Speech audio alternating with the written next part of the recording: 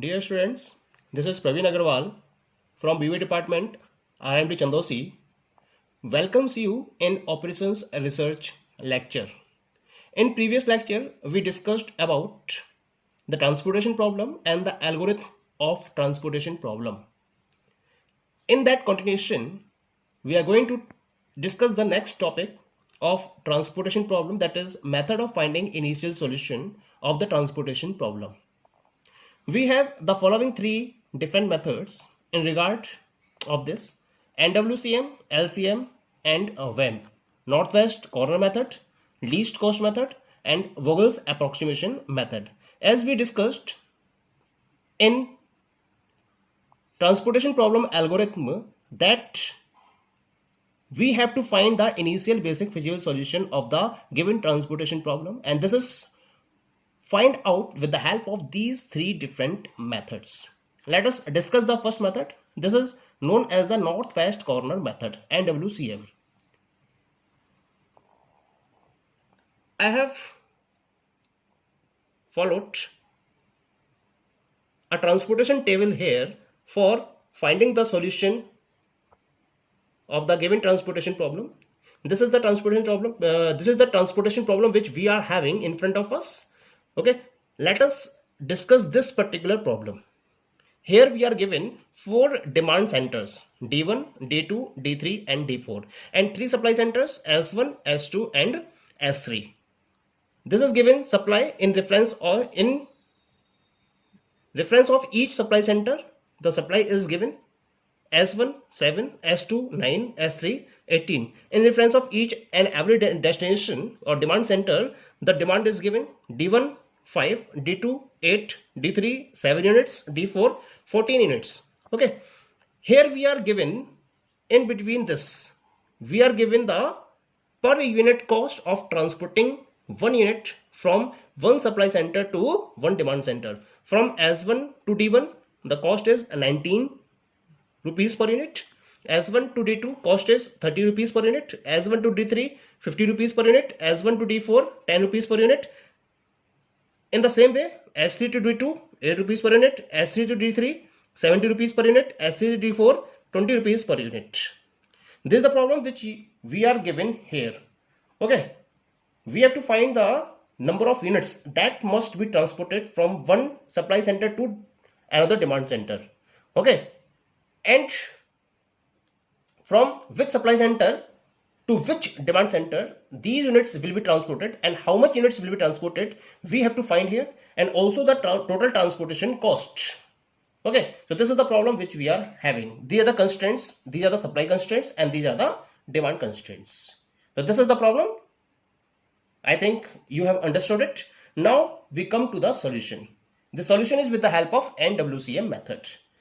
Before going through, we have to examine whether the given transportation problem is balanced transportation problem or not. For checking this, we have to go for the summation of the total demand and total supply. Total demand is 5 plus 8 13 plus 7 20 plus 14 34. This is equal to 34. Supply, let us check the total of supply. 7 plus 9 16 plus 18 34. Both are equal. This is known as the balanced transportation problem because the total of demand is equal to total of supply. Clear? Now, for allocation,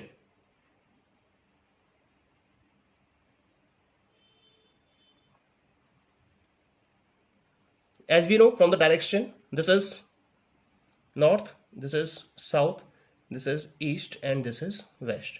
Northwest is that element. This is the northwest direction. Northwest means this is the direction. So from this table, we have to select that particular cell which is in the northwest of the given table. So in this table, the northwest element is 19. So the first allocation will be in correspondence to the 19. This is S1 D1 cell. Clear? Now check. Supply is 7, demand is 5. Take the value which is least in between these two. In 7 and 5, the value 5 is least or minimum. So we will allocate 5 units and put it in a circle. Here 5 units has been allocated, remaining units is equal to 2. 5 units has been taken is equal to 0. Because we are having the value 0 equal to the column D1. So this particular column will be eliminated from the given problem in this way. It means that these values will not be counted in the further calculation. Now come to the next rest table. In the rest table, the northwest corner element is 30. Corresponding to this, the supply is 2, demand is 8. So we will allocate 2 corresponding to this cell. Here 2 minus 2 is equal to 0. Here 8 minus 2 is equal to 6. Row S1 is 0. So we will eliminate this row from the given table. Now come to the rest of the table. The northwest corner element is 30. Corresponding to this, supply is 9 and demand is 6. So we will have an allocation of 6 units. Clear? 9 minus 6 is equal to 3 and 6 minus 6 is equal to 0. Column D2 value is 0 corresponding to column D2. So column D2 will be eliminated from the given table. Now come to the rest of the table. Allocation will be done corresponding to 40 because this is the northwest corner element. Supply is 3, demand is 7. Allocation will be of 3 units. 3 minus 3 is equal to 0 and 7 minus 3 is equal to 4. Okay, this is 0. So row S2 will be eliminated. Now come to the rest of the table. 70 is the north west element of the given table. Supply 18, demand 4. Allocation is of 4 units. 4 minus 4 is equal to 0. 18 minus 4 is equal to 14. D3 will be eliminated because value is 0 corresponding to this column. We are having only one element left. This is 20. Corresponding to this, supply is 14 and demand is also 14. So there will be an allocation of 14 units. Both will be eliminated because 14 minus 14 is equal to 0 and 14 minus 14 is equal to 0. So both row S4, row S3 and column D4 will be eliminated. So in this way we are having total supply and demand satisfied. This is known as the ring condition as discussed in the previous lecture. Because two conditions must be satisfied. The first is that rim condition must be satisfied. Means all the supply and demand constraints must be satisfied. And we are having here at the last we are having 0 in both the cases. This is known as the rim condition. And second condition is total number of allocations.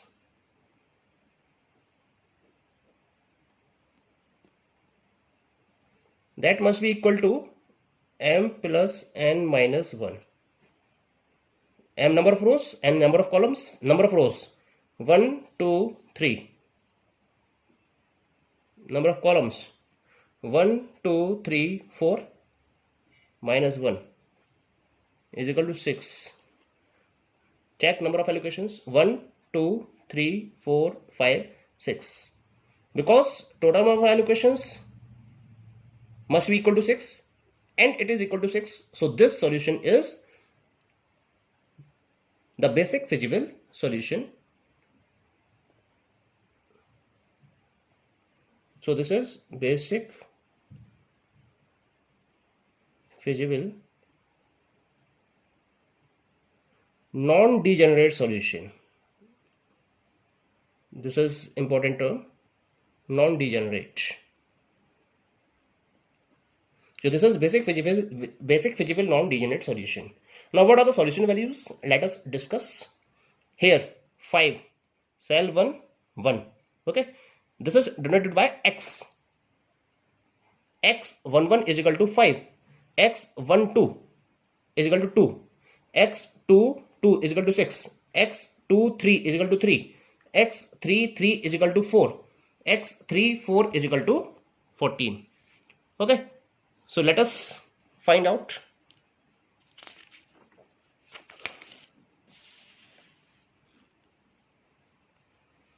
So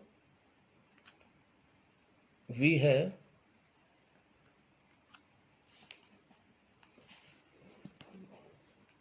the number of units to be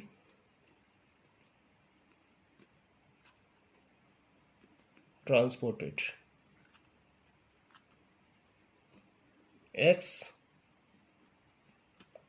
is equal to 5, x12 is equal to 2, x22 is equal to 6,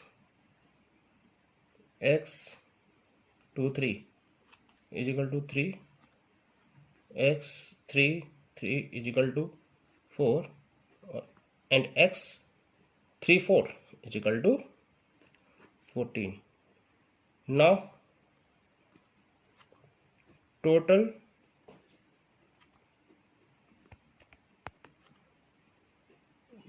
transportation cost is equal to summation Cij into Xij. Cij cost per unit, Xij number of units transported. So when we multiply cost per unit to number of units transported, then we get total transportation cost. Let us have a look again to the table.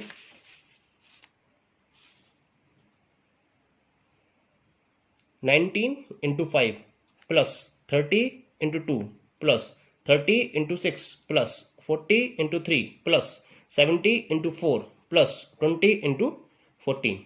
So we will write it in this way.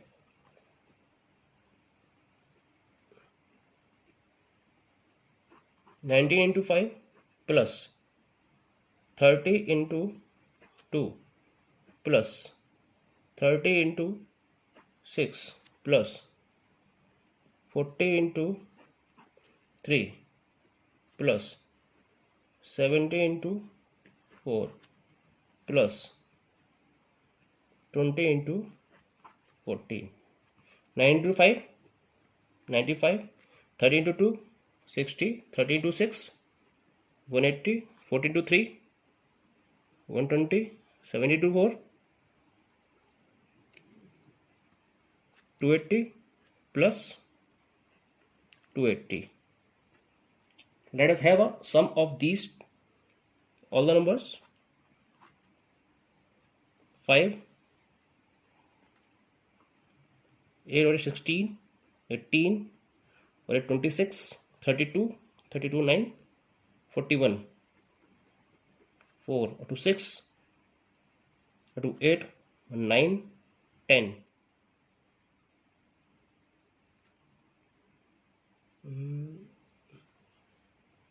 5 8 और 8 16 और 2 18 और 8 26, अच्छा 32 और 9 41 और 1 4 और 2 6 और 2 8 और 1 9 और 1 10 1015.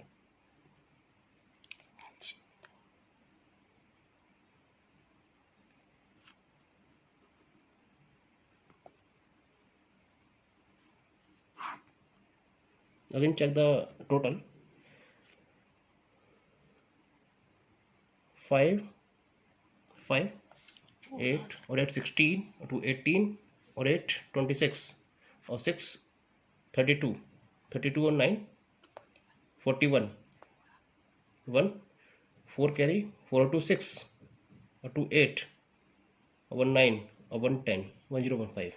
Okay, so this is the total transportation cost which we are having as a solution of the given transportation problem, and these are the number of units that is to be transported from x11 is equal to 5, x12 is equal to 2, x22 is equal to 6, x23 is equal to 3, x33 is equal to 4, x34 is equal to 40. Clear? Thank you.